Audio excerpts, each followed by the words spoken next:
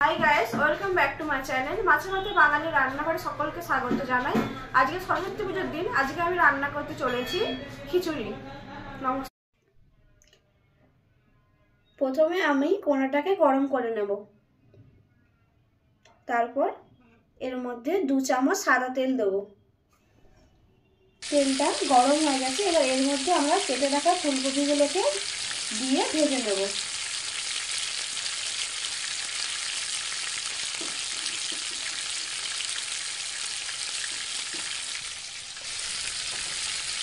এবার ফুলকপিতে আমরা 1 চামচ হলুদ গুঁড়ো দিয়ে দেবো আর 1 চামচ নুন দিয়ে দেবো, যাতে ফুলকপির মধ্যে ভালো করে নুনটা প্রবেশ করে। তো ফুলকপিটা হালকা ভাজা হয়ে গেলে এবার এর মধ্যে কেটে রাখা আলুগুলো আমি দিয়ে দেবো। দিয়ে আবার কিছুক্ষণ ভাজতে থাকবো।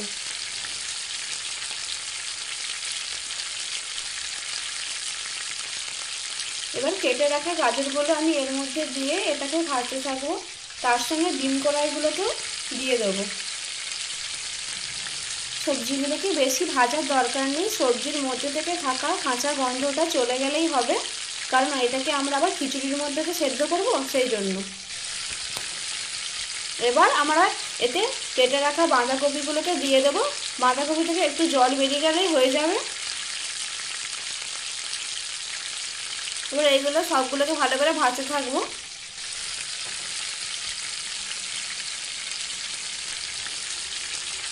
এর মধ্যে আমি 1 চামচ হলুদ গুঁড়ো আর 1 চামচের মতো নুন এতে অ্যাড করে দেবো।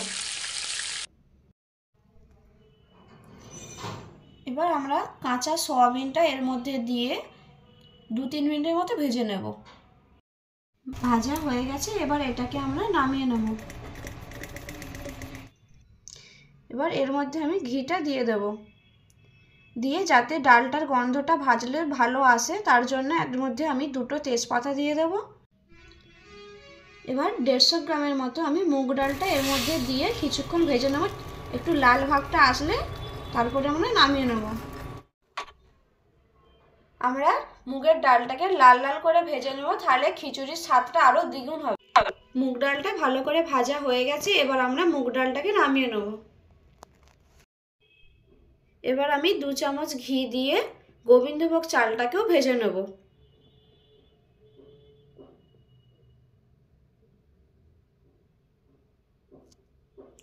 মাথায় রাখবেন, চালের আর ডালের পরিমাণটা যেন সমান থাকে, তাহলে খিচুড়ির স্বাদটা খুব ভালো আসবে। ভাজা হয়ে গেছে। এবার চালটাকে আমরা নামিয়ে নেব। আমরা সবজিটাকে, ডালটাকে আর চালটাকে ভালো করে ভেজে নিয়েছি। এবার আমরা একটা কোড়াতে বা হাঁড়িতে জল দিয়ে সেদ্ধর জন্য বসিয়ে দেব। প্রথমে আমরা ভেজে রাখা ডালটাকে তুলে দেব। 50% সেদ্ধ হয়ে গেলে তারপর আমরা চালটাকে দেবো, না হলে ডালটা খিচুড়ির মধ্যে শক্ত ভাবটা রয়ে যাবে। দেখুন, মুগ ডালটার মুখগুলো ফেটে গেছে। এবার আমরা এর মধ্যে ভেজে রাখা চালটাকে তুলে দেব। এর মধ্যে 1 চামচ নুন আর 1 চামচের মতো হলুদ গুঁড়ো দিয়ে দেব।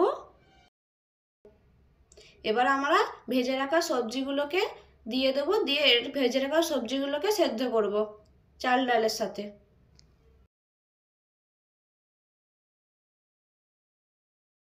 হয়ে গেছে। এবার এটাকে আমরা নামিয়ে নেব। এবার আমরা প্রথমে মশলাটাকে তৈরি করে নেব। তার জন্য আমরা কোনাতে সাদা তেল দেবো। তার সঙ্গে 2টো তেজপাতা, দারচিনি আর এলাচ দেবো। এরপর আমি 1 চামচ আদা বাটা দেবো আর 1 চামচ জিরে বাটা দিয়ে ভালো করে মশলাটাকে কষে নেব। আদা আর জিরেটা ভাজা হয়ে গেছে। এবার এর মধ্যে আমি কেটে রাখা টমেটোগুলোকে দিয়ে দেব। টমেটোটা তাড়াতাড়ি গলার জন্য আমি এখানে 1 চামচ নুন অ্যাড করব। দিয়ে কিছুক্ষণ কষতে থাকবো। এর মধ্যে আমি 1 চামচ হলুদ অ্যাড করব। এর মধ্যে আমি 2 চামচ কাশ্মীরি লঙ্কা গুঁড়ো ও 1 চামচ লাল লঙ্কা গুঁড়ো দেব। দিয়ে ভালো করে নেড়ে নেব। এরপর আমি একটু জল দিয়ে দিচ্ছি এর মধ্যে। দিয়ে মশলাটাকে ভালো করে কুক করতে দেব। মশলা থেকে তেল ছেড়ে দিয়েছে, এবার এটাকে আমরা নামিয়ে নেব। এবার সেদ্ধ করে রাখা আমরা খিচুড়ির মধ্যে কষে রাখা মশলাগুলোকে দিয়ে ভালো করে মিক্স করে নেব। এবার আমি 5-10 মিনিট খিচুড়িটাকে ফুটিয়ে নেব।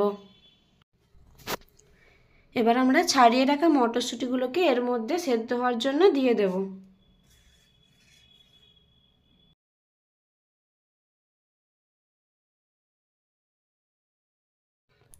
এবার সেদ্ধ কমপ্লিট হয়ে গেছে। এবার এর মধ্যে আমি 1 চামচ গরম মশলা দিয়ে দেব, তার সঙ্গে 1 চামচ বাটার ও 2 চামচ ঘি দিয়ে একটু ভালো করে নেড়ে চুড়ে আমি খিচুড়িটাকে নামিয়ে নেব।